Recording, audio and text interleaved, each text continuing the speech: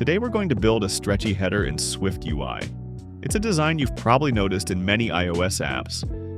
As you pull down, the header image expands, adding a smooth and dynamic feel to the interface. I'll show you how to create this effect using the new visualEffect modifier in SwiftUI. In our demo app, we have a simple scroll view with a header image at the top and some content below. Right now, when I pull down, the image just moves with the content. There is no stretchy effect yet. Let's create a new file and call it Stretchy Header Extension. Inside this file, we add an extension on View with a new modifier named Stretchy Header. This modifier uses the visualEffect API. It gives us the geometry of the view as it scrolls. From that geometry, we can read the height of the header and the vertical offset inside the scroll view.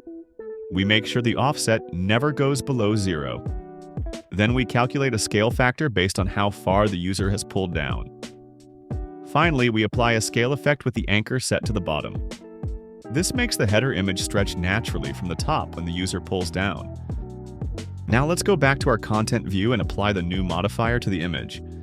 With just one line of code, the effect is ready. Now, when we go back to the preview, we can see the scale effect in action as the header expands. The image stretches smoothly as we pull down, and it feels dynamic and natural. This small detail adds interactivity and personality to the design.